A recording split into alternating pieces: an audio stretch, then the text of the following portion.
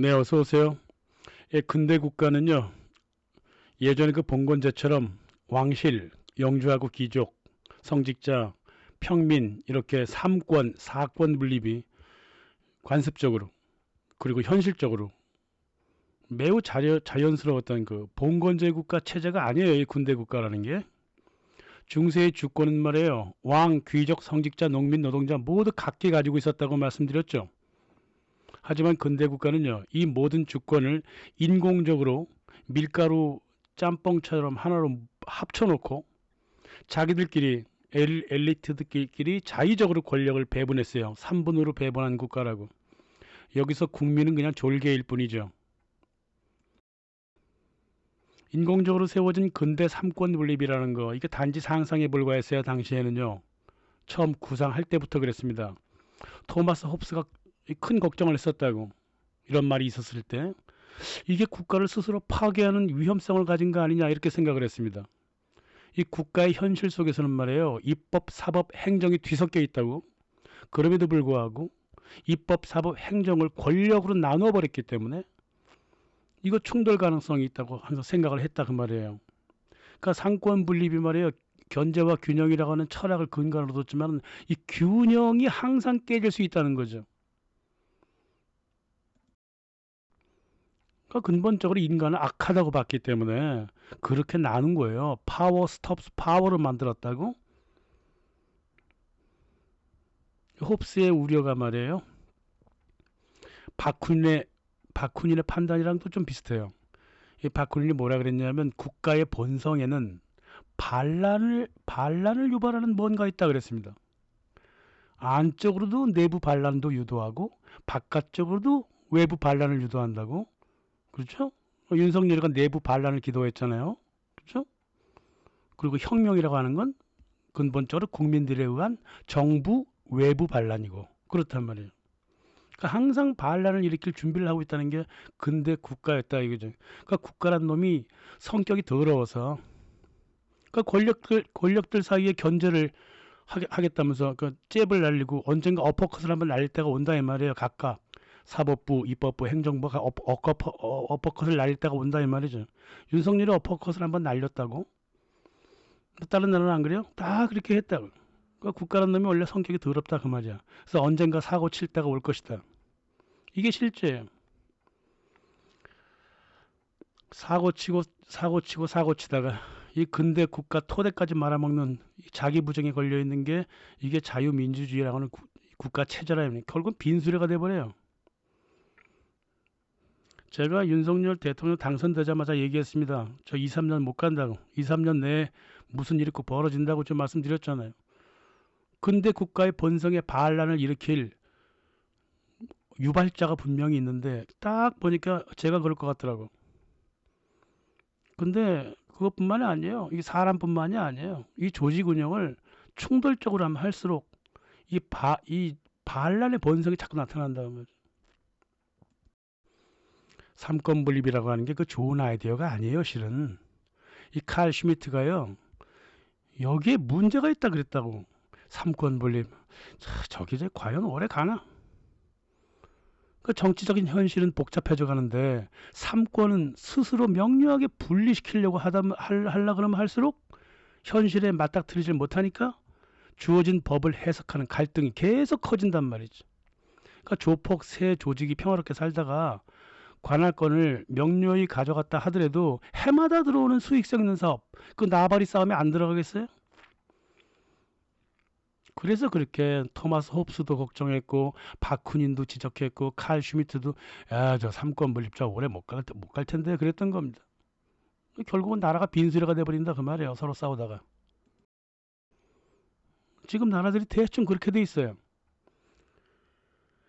19세기에는요. 입법부의 시대였습니다. 의회 만능 시대였어요. 삼권 중에서도 가장 힘이 셌어요. 의회가. 하지만은 전 세계 대전 2번 겪고 냉전에 들어서고 그러니까 행정부가 강화될 수밖에 없잖아요. 그러니까 입법부랑 충돌을 벌였다고. 미국도 그렇고 다 그랬어요. 미국 같은 경우는 트루만 아이젠하워 얼마나 의회랑 싸웠습니까? 조지 부시 때 행정부가 의회를 짓밟기 시작했죠. 오바마가 짓밟아 버렸고요. 그렇잖아요. 의회가 꼼짝 못하게 만들어 놨다고. 솔직히 트럼프도 말이에요. 이게 의회의 복수라고 볼 수도 있어요. 뒤에서 별짓 다 했을 겁니다. 이 공화당 의원들이. 그 당시 프랑스도 그렇게 의회와 행정부 사이에 전쟁을 했어요. 하지만 2007년에 그 리스본 협약 처음 시작하면서 유럽 공동체 행정부인 유럽위원회가 유럽 의회를 박살을 내버렸잖아요. 꼭두각시를 만들어버렸어요. 유럽 의회를. 그러니까 유럽 각국의 입법부도 다 꼭두각시가 돼버린 거예요. 그래서 유럽에서 남아있는 거는 실질적으로 행정부밖에 없어요. 그래서 의회에서 의식 있는 사람들이 사법부로 달려가서 행정 권력을 좀 막아주라고 막 그러잖아요.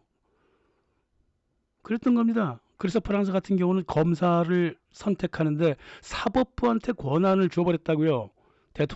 대통령이라든가 무슨 법무부 장관한테 준 게 아니라. 그리고 완전히 줘버리려고 좀 준비 중에 있던. 기특한 일이에요. 이런 경우는. 하여간 이 나라나 저 나라나 다 검사놈들이 문제인데요.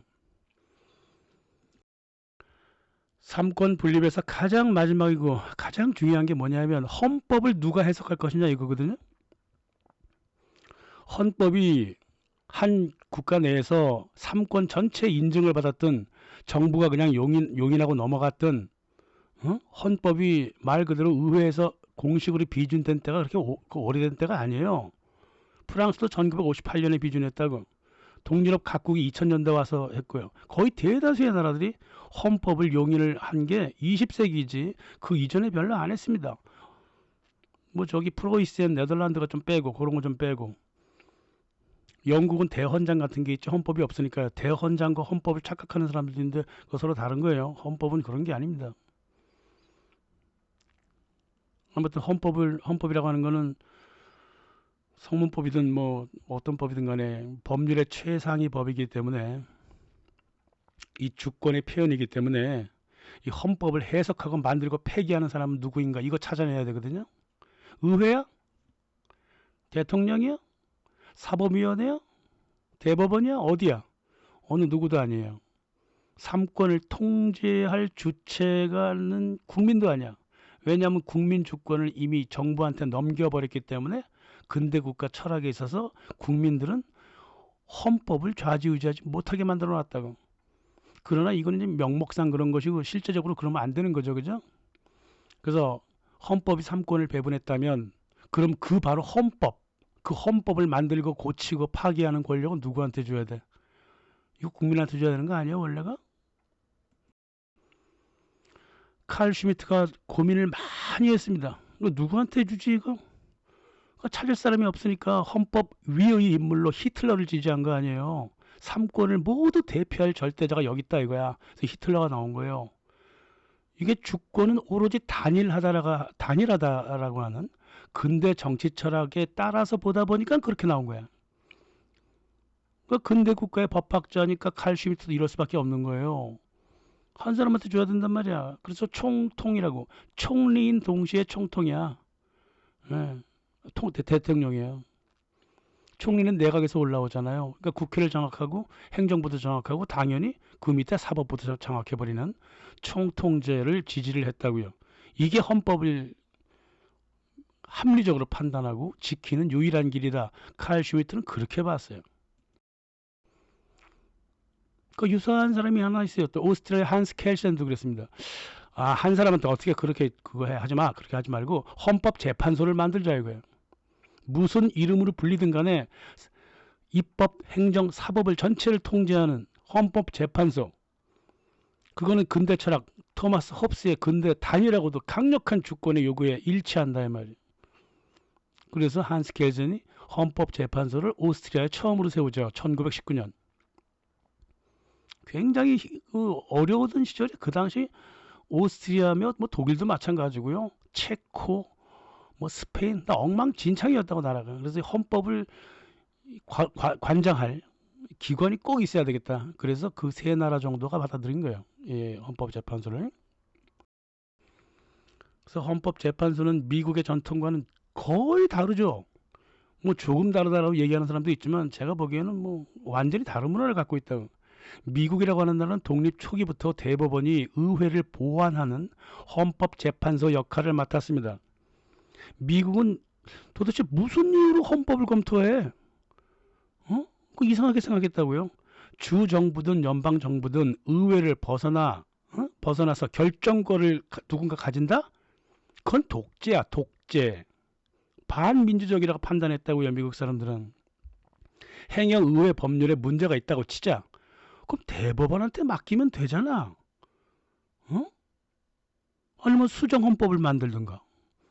뭐 하려고 헌법재판소를 만들어? 대법원이 있는데 이러면서 이 사법 체계를 뒤 흔들질 말라. 뭐 이렇게 얘기했다 그 말이에요.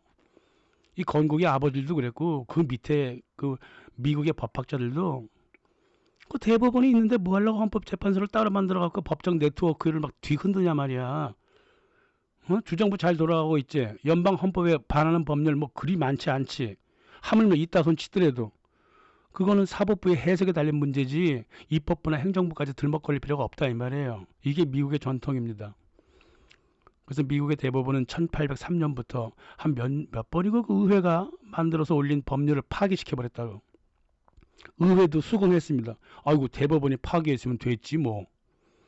그래서 현재까지만 해도 헌법이 성문법으로 있든 없든 간에 전 세계 30% 정도가 이 미국식 모델을 따르고 있습니다. 일본이 그래요. 일본.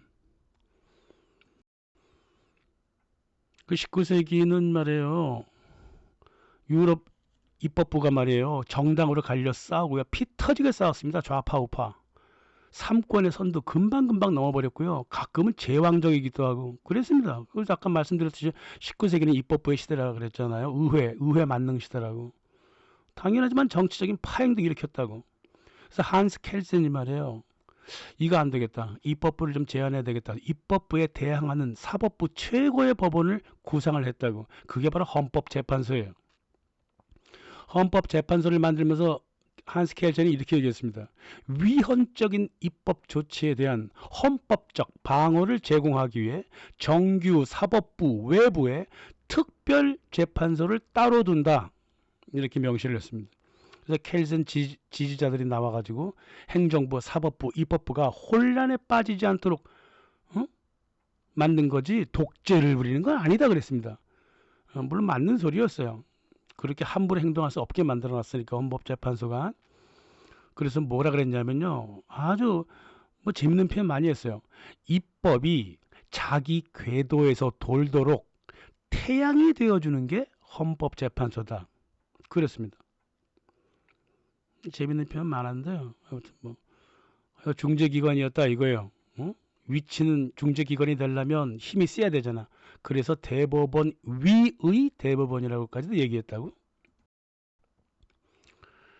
의회를 성립한 것 이상으로 이게 헌법재판소가의 역사의 이정표가 됩니다. 사람들이 잘 판단을 못하는데 헌법재판소를 세웠다는 것은 의회를 세운 것 이상으로 역사적인 정치 역사에서 굉장히 중요한 일이 됐다 이거예요. 국회라든가 왕, 어떤 절충적인 어떤 삼권이 말이에요. 일반 의지를 표현한 줄 알았어 사람들은. 아니야, 알고 봤더니 헌법이 일반 의지를 대변한다 이거예요. 그 충격을 먹은 거죠 이 유럽 사람들이. 아 그렇구나. 국회도 대통령도 아니고 헌법이 진짜 일반 의지, 다시 말하면 주권이구나. 이렇게 깨달았다 그 말이에요. 그래서 헌법 전문 시대가 제2차 세계대전 이후부터 출발한 거예요. 그러니까 이게 또 뭘 뜻하냐면 헌법재판소가 등장했다는 뜻은 국가의 삼권 분립 체제가 잘 돌아가지 않는다는 증거가 된다고요. 이게 약점이 드러난 거예요. 약점이, 삼권 분립의 약점이. 그러니까 헌법재판소를 재봉사 세탁소라고 불렀잖아요. 찢어진 거 꼬매주고 더러운 거 닦아주고 입법, 행정, 사법이 서로 싸우다가 누더기가 될 때 헌법재판소가 등장해서 옷을 꼬매주는 기관, 그래갖고 재봉사라고 불렀다고요. 재봉사. 이게 나라가 갈등에 치달았던 1919년 오스트리아, 체코, 뭐 스페인 이거 다 헌재를 세웠어요. 그때 지금 먼저 세웠죠. 그 제2차 세계대전이 끝난 다음에는요. 전 유럽 국가가 들썩이면서 헌법위원회, 헌법재판소를 세우기 시작합니다. 유럽인들은요, 히틀러와 무솔리니가 의회를 통해, 국민투표를 통해, 그리고 의회를 통해 지지를 받고 행정부 독재를 시행했다. 이렇게 판단했기 때문에 의회를 믿지 않았어요. 의회는 뭐 지들이 뽑아놓고. 아무튼 의회를 믿지 않았다고. 의회가 뽑은 행정부 수장도 믿지 않았습니다. 행정부와 의회의 일체적인 권력을 누린 게 히틀러잖아요. 그러니까 2차 세계대전이 끝나고 나서 유럽 국민들이 어떻게 생각했겠어요? 야, 이거 믿을 거는 사법부밖에 없구나. 그래서 이 모든 공모를 극복할 대안을 찾은 게 사법부를 밀지 말자. 대법원 갖고는 안 되겠다. 사법부보다 더 높은 걸 만들자. 그래서 헌법재판소를 만들어 놨다면. 히틀러가 거꾸로 좋은 일 한 거지 뭐. 이 찢어져 버린 자유주의 공화국의 재봉사를 들여놨으니까. 하지만은 꼬매는 것도 한두 번이지. 한국처럼 몇 차례 옷을 꼬매면 그 옷이 얼마나 오래 갈까요? 다 찢어져 버린다고. 완전히 누더기가 돼 버린다고 말이에요. 지금요, 한국의 헌법재판소가 전 세계적으로 유명해요. 권력 행사하기로. 오스트리아, 프랑스만 유명한 게 아니에요.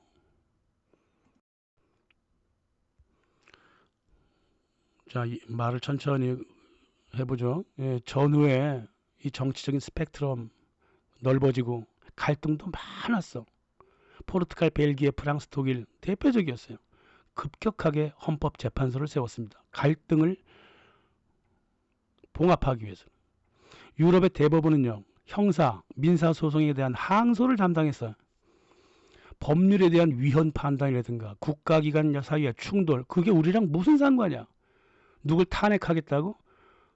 그게 우리랑 무슨 상관이냐고. 이 대법원이랑 정당을 해산하겠다고?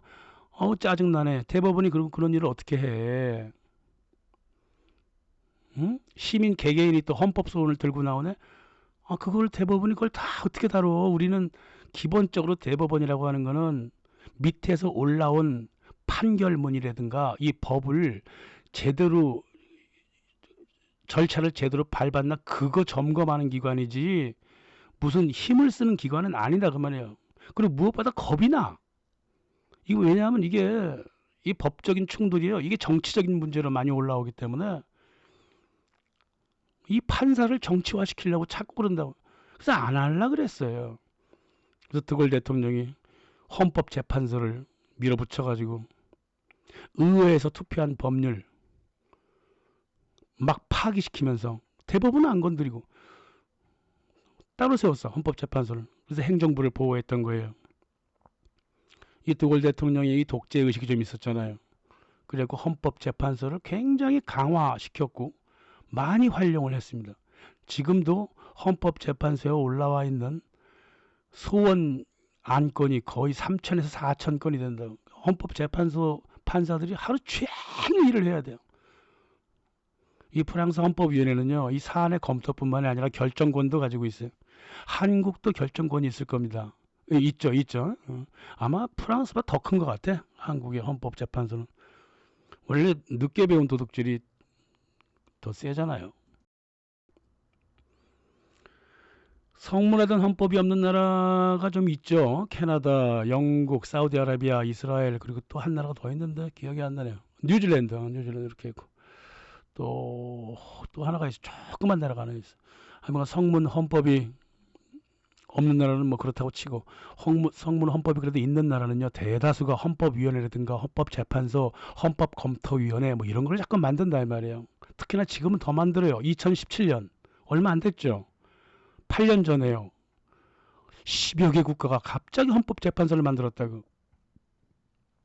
이게 어떻게 된 일이에요? 그러니까 정치적 갈등이 굉장히 많이 벌어지고 있었다 그 말이죠. 미국 같은 경우는 헌법재판소가 없잖아요. 하지만 상원에서 헌법검토위원회가 있다고요. 그래서 검토하고 있다. 만약에 미국에서 헌법재판소라든가 헌법위원회가 실제로 공식적으로 만들어지잖아요. 그러면 미국의 그 정치 갈등은 어마어마하다는 소리예요. 그 미국 문화에 안 맞는 거거든 그게. 삼권 분립에 문제가 생기면 실과 바늘을 가지고 와서 꼬매주겠다고 하는 게 헌법재판소인데 이게 각 나라마다 이 상황이 좀 다 다르긴 다르죠. 프랑스 같은 경우는요, 이 삼권을 중지하겠다 이렇게 얘기는 했지만 다들 그렇게 얘기해요. 하지만 속내는 좀 달라요. 입법부의 횡포를 막기 위해서 헌법재판소를 만든 게 프랑스입니다. 스리랑카는요, 정당을 막으려고 이 공공재정을 모두 정당이 뺏어가거든. 그래서 정당의 이익을 막으려고 헌법재판소를 세웠다고. 각 나라마다 다 틀려요. 한국 같은 경우도 1987년인가 세우지 않았나? 그게 이제 전두환 문제 때문에 생긴 거 아닌가 모르겠네. 전두환 그 아마 한국은 아마 그런 또 갈등 문제가 있을 게. 국가 내부의 그 정치적인 갈등이 별로 없는 나라들, 덴마크, 스웨덴, 뭐 핀란드 이런 나라들은 대법원 위로 조직을 따로 만들지는 않고 헌법조정위원회 같은 거 만들어서 이 각 법원과 의회가 서로 함께 사안을 풀어가도록 그렇게 했고요. 그리스, 아일랜드 같은 경우는 이 두 제도를 절충시켜 버렸어. 대법원, 헌법재판소를 독립적이되 같이 움직이도록 그렇게 했고, 뭐 각 나라마다 좀 다 달라요. 영국은 뭐 헌법이랄 게 없잖아요. 위원 검토 과정 자체가 없습니다. 영국은 뭐 독특한 나라잖아요. 판례를 모두 모아가지고 물레질 하듯이 법을 만드는 나라라서 옷을 살 필요가 없어요. 그러니까 찢어진 옷을 꼬매는 재봉사도 필요 없는 거지. 물레질하는 판사들만 열심히 물레 돌리면 되는 겁니다. 그걸 판례라고 하죠. 판례법 중심이라고요, 영국이. 아무튼 이 법률의 이 모든 사안이라는 게요, 해당 국가의 관습, 민족성에 기대고 있다고요. 헌법재판소도 마찬가지예요. 아무리 다른 나라에서 모방해갖고 갖고 들어왔다 하더라도 버무리는 거는 그 나라 국민들이 버무리는 거기 때문에 그래요. 헌법위원회든 헌법재판소든 간에 이 구성원들은 말이에요, 보통 국민투표를 거치지 않습니다. 이상하죠? 독특합니다. 그렇게 큰 권력을 줬으면서 국민투표는 안 한다 이 말이에요. 그래서 이 근본적으로 반민주적인 제도예요. 이게 헌법재판소라고 하는 게. 근데요, 국민들이 안 뽑아도요, 희한하게도 헌법재판소는 민주적으로 잘 돌아갔습니다. 지금까지. 오스트리아 같은 경우는 판사를 의회가 뽑았어요. 근데 문제 하나도 없습니다. 한스 켈젠이 처음에 헌법재판소를 구상했을 때 헌재 판사는 전문가라야 한다고 믿었기 때문에 국민투표 뽑으면 안 된다고 판단했다고. 전문가들이 모아서 의회의 인준을 받아야 한다고 그렇게 판단했어. 그래서 그래요. 근데 각 나라마다 또 다르죠. 프랑스처럼 입으로만 민주 떠드는 나라. 얘네들은 그냥 판사가 아니래도 이 법조인이 아니래도 헌재 판사로 만들고 그래요. 전직 대통령들도 판사를 끌고 오고 막 그렇습니다. 그러니까 이게요, 대법원하고 헌재 판사들은 좀 비슷한 위치인데요. 이게 삼권을 완전히 벗어난 사람들이에요. 이 사람들이 원래가. 그래서 시대의 어른이라고 부른다고. 사주라고 불러요. 사주. wise man이라고 부른다 이 말이에요. 그래서 헌법을 흔드는 삼부 권력한테 칼을 빼드는 고대 원로원 같은 기관으로 인식되고 있었다 이 말이죠. 물론 헌재 판사를 인식하는 그 수준도요, 민족성, 국민성, 그 나라 정치 환경에 따라 다 다르지만 근본적으로는 그러한 위치하다 그 말이죠. 이 재판관들의 정치 편향성의 문제를 지적하는 나라, 지금까지 공식적으로 나타난 바 딱 두 나라가 있네요. 프랑스와 한국이에요. 이 프랑스와 한국이 말이에요, 헌재 판사의 정치성마저도 떠들썩거릴 만큼 정치 갈등이 이렇게 심한 나라예요. 프랑스와 한국이 툭하면 좌파, 툭하면 우파. 세상 이런 나라 어딨냐고요. 프랑스하고 한국 빼면 너무너무 심해요. 이게 게임하는 것 같아 가끔 보면. 헌법재판관들은요, 어느 나라나 국가의 어른으로 취급을 받아요. 하지만 나라의 그 어른에 대한 존중심이 강한가 약한가, 거기에 따라서 판사를 선출하고 대우하고 여론의 시각 이런 뉘앙스가 다 다르다고요. 근데 프랑스하고 한국은 헌법재판 판사마저도 정치적으로 보려하는 그런 가벼운 정신 상태에 빠져 있다고요. 또 거꾸로 얘기하면 또 판사를 또 그렇게 뽑았으니까 우리가 그렇게 보는 거 아니냐. 또 뭐 이렇게 말하는 사람도 있겠지만은요. 헌재 판사는요, 법에 따라 누구를 벌하는 일반 판사가 원래 아닙니다. 몇 년형 때리겠다 이런 거 안 해요. 단심으로 끝내요. 근데 위헌을 결정할 뿐이에요. 판결 여부는요, 나라에 따라 다 달라요. 프랑스하고 한국은 판결까지 하게 만들죠. 다른 나라는요, 대법원에 가서 판결하라 그럽니다. 나라마다 다 달라요. 그 대법원이나 헌재 모두 사건을 조사하는 기관이 아니잖아요. 법률이 올바로 적용되었는지, 절차, 규칙이 준수되었는지 그거를 확인하는 기관이라고. 그래서 월권이라고 하는 개념이 없어요. 헌재에는. 아까 말씀드렸죠. 헌재라고 하는 거는 삼권 분립에 문제가 있는 나라일수록 활동 반경하고 깊이가 넓고 깊다고요. 아무튼 이 최근 들어 헌법재판소에 대한 관심이 되게 많아지고 있는데요. 이 한국만 그런 게 아니에요. 한국이라는 나라가요, 참 재밌게도요, 전 세계의 흐름과 유사하게 흘러가는 경향이 있어요. 오죽하면 미국마저도요, 헌법 검토 기관을 만들었고, 뭐 지금까지 계속 유지하는지는 모르겠지만, 오죽하면 미국도 헌법 기관을 만들었다고, 검토 기관을. 아무튼 이랬든 저랬든 오늘날의 그 자유주의하고 삼권 분립 체계가요, 상당히 문제에 지금 닥쳤다, 이런 걸 증명하고 있다고요. 유럽 헌법재판소는요, 유럽 위원회하고 한판 붙은 경험까지 갖고 있다고. 유럽이 살아나려면요, 지금으로서는 헌법재판소에 힘을 더 실어주는 게 필요한 겁니다. 유럽 공동체는요, 이게 완전 망해가고 있잖아요. 각 나라가 다시 살아야 되잖아. 그럼 헌법재판소가 나서서 유럽위원회 이 실행 법안은 우리나라 법과 불일치한다, 이렇게 해갖고 유럽 공동체를 부숴버려야 된다 그 말이에요. 이 상태로 어떻게 살아갈 거예요? 모두 골드만삭스 밑에서 발발되는 졸개들로 변해버렸잖아 이 말이에요. 삼권 자체가요, 나라를 팔아먹은 매국노들이기 때문에 유럽이요, 입법부, 행정부, 사법부 모든 나라를 팔아먹었어요. 그렇기 때문에 믿을 구석이라고 하는 거는 헌법재판소밖에 없다고. 국가 내부적으로도요, 의회든 정부든 민주적인 적이 없었죠. 헌법재판소의 구성 양상이나 휘두르는 권력 전혀 민주적이지 않습니다. 하지만은 말이죠, 국가 권력이 불법적으로 행사한 행동을 제어해왔던 것은 사실이에요. 이건 부인할 수 없는 사실이에요. 좀 이상하지만 붙들고 있어야 되는 그런 제도일 수 있다 이거죠. 이 헌법재판소는요, 정치로 해결할 수 없는 일을 대신 해결해주는 권력 독점기관이다 그 말이죠. 정치가 해결할 수 없는 일이라면 이게 복잡한 전문가 일이다, 요런 편견을 갖고 있다고. 그래서 이 기관을 만들었어. 정치적으로 해결보기 어려운 일이 점점 많아지는 유럽하고 한국에서 이 갈등지향적인 국가에서 헌법재판소에 관할 거는 끝없이 넓혀져 갈 거다 그 말이에요. 이제 국제조약, 국제협약, 합헌성까지도 이제 조사하려고 그러죠, 유럽 헌법재판소가. 근데 과연 이렇게 중차대한 국가 대사를 말이에요, 헌법재판 판사 9명한테 맡기고 말아야 돼요. 거의 대다수가 9명인데요. 각 나라가 다. 정당이 합헌한가? 대통령을 탄핵할 것인가? 국제협정 그냥 무작정 할 것인가? 이 정도는 국민투표에 붙이면 되잖아요.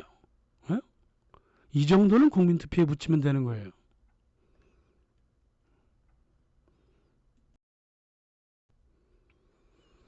국가기본권 상실 뭐 이런 건 뭐 이건 뭐 별게 아니라고 친다 하더라도요, 지금 정치가 해결 못하면 헌법재판소 괴롭히지 말고, 헌법재판소도 괴롭기 싫으면 판결을 이거는 국민투표로 붙일 사안이다 이렇게 판결하면 돼요. 그럼 우리 국민들이 해결해 줄게, 투표를 통해서. 뭐 어려워 이 좋은 시절에. 2009년 오스트리아 헌재가 5,400건의 소송을 담당했습니다. 한국이 한 6,000건 정도를 담당하고 있다는 걸 알고 있습니다. 그런 판사들한테 대통령 탄핵까지 맡겨놨어요. 이 사안들 중에서 제일 중요하다고 보는 거는 국민들한테 맡기라 그 말이에요. 사람을 좌지우지하는 게 아니라 주로 안건에 대한 투표잖아. 응? 안건에 대한 투표는 인물에 대한 투표보다 조금 더 객관적이에요. 한스 켈젠이 헌법의 독립성을 주장하면서 헌법재판소를 구성했지만 헌법이라고 하는 것은 결국은 국민이 만든 거로 봐야 돼요. 왜냐하면 주권 재민의 원칙이 있잖아요. 그래서 고쳐도 국민이 고치는 게 원칙이고 파기를 해도 국민이 파기하는 게 원칙이라고. 전체주의가 그렇게 좋아. 그래서 9명한테 다 맡기는 거야, 일을.